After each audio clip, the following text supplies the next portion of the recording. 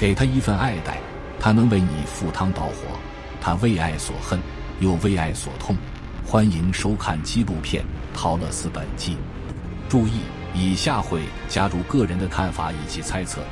陶乐斯的生平经历4次重大事件。70多年前，女神部队失去莉莉丝与小红帽，队员只剩4位，以下将简称鸡头四。人类认为收复地面无望，于是要封闭方舟，为此派出鸡头四与30位量产尼基，由陶乐斯承接队长职位，带领鸡头四们争取入口完全封闭的时间。但这个守护行动是骗局，目的是要借莱彻之手处理掉鸡头四，所以方舟通风报信鸡头四的动向，使莱彻能会毁掉粮仓，摧毁电力系统。随着量产尼基的阵亡，始终无回应的方舟面对接二连三的打击，让鸡头四陷入绝望。此时支撑住陶乐斯的动力是受爱戴的期望，但方舟千算万算，终究还是漏算。Nim 能洗掉记忆，却洗不掉皮娜坚强的心。皮娜不仅会战斗，更会生产心灵鸡汤。皮娜的鸡汤滋润了陶乐斯干涸的内心。那一刻，莉莉丝在陶乐斯心中的地位动摇了，而高傲的陶乐斯学会向他人求助，进而分享鸡汤给鸡头二，让最后的5位尼基心里充满勇气。使鸡头四绝望后再一举消灭的计划失败，方舟决定各个击破。于是在鸡头3暂离时引入大批莱彻，同时让一个5倍大莱彻搞偷袭。当陶乐斯自面对大军压境时，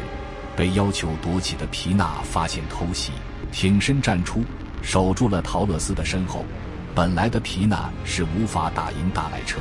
但他守护的意志超越一切，超越了量产尼基的极限，发挥出比肩朝圣者的实力。或许尼基的意志强度能影响自身实力。当下的陶乐斯和皮娜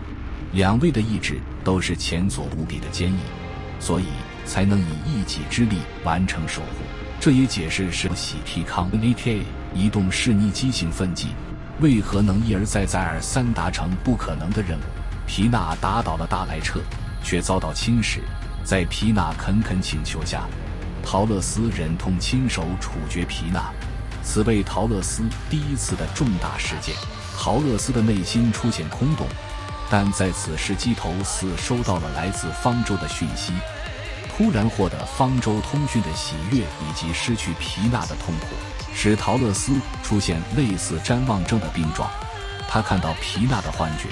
并认为皮娜莫斯一直陪伴在身旁。方舟传来3个任务和延长坚守时间。这时的方舟由于无法顺利解决鸡头四，于是打算让鸡头四在地面流浪。在进行任务的过程中，由于内心的空缺，陶乐斯询问鸡头二的梦想及未来。当方舟完全封闭后，在得知无法进入方舟，悲恨交加的陶乐斯打算打破方舟入口，却被白雪公主醍醐灌顶什么是女神部队的骄傲，放弃强攻方舟的想法。而后鸡头四决定要离开据点时，只有陶乐斯因不甘放弃被视为乐园的据点而留下的陶乐斯重附主鸡头三的目标：种田、追悼以及制作美食。但在悼念莉莉丝时，陶乐斯认清皮娜已死的事实，强烈的空洞感袭来。在经过数10天的沉淀，陶乐斯离开了据点，并决定要对方舟复仇，夺回属于他的乐园。陶乐斯的遇到第2个大事件就是被背叛，失去了爱与被爱。陶乐斯的心态出现变化，高傲、爱现、不信任他人的陶乐斯，原本的不信任他人是因认为别人能力不足，现在则是避免自己被算计，封闭自己的内心，拒绝与人类交流。此外，陶乐斯便成立己主义者，将自己的利益摆第1位，可以牺牲自己以外的事物，建造了属于自己的伊甸园，进行助对方舟复仇的计划。而本人也很想知道奥斯华的后代会如何。说说 Story 1和 Story 2的背景差异。在 Story 1中，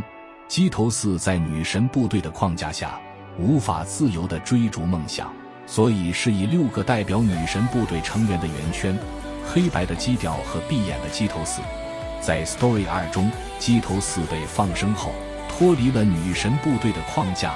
能够自由地活动与追寻目标。红莲的目标是种田、酿酒，以发芽的植物做代表。长发公主的目标是让战亡的姊妹安息，以类似灵魂和十字架代表。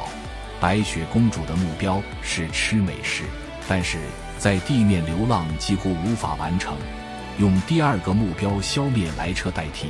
以子弹做代表。陶乐斯的目标是夺回方舟，加上了像纸皮那的翅膀，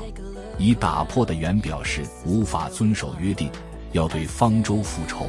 而被放逐的基头四就如同卫星，无法触及他们所围绕的行星，只能在方舟周围打转，所以歌曲才以 Satellites 取名。因为正常情况卫星无法碰触行星，但若发生时，不是像流星一样短暂璀璨，就是一场陨石的浩劫。现在的陶乐斯因为从人身上无法获得爱，对在地面上遇难的其他指挥官不施予援手，而是绝望，选择获得爱的另一面恨。第3个重大的事件是遇到喜提康，一开始为了摆脱喜提康的纠缠，故意将喜提康带到沙漠，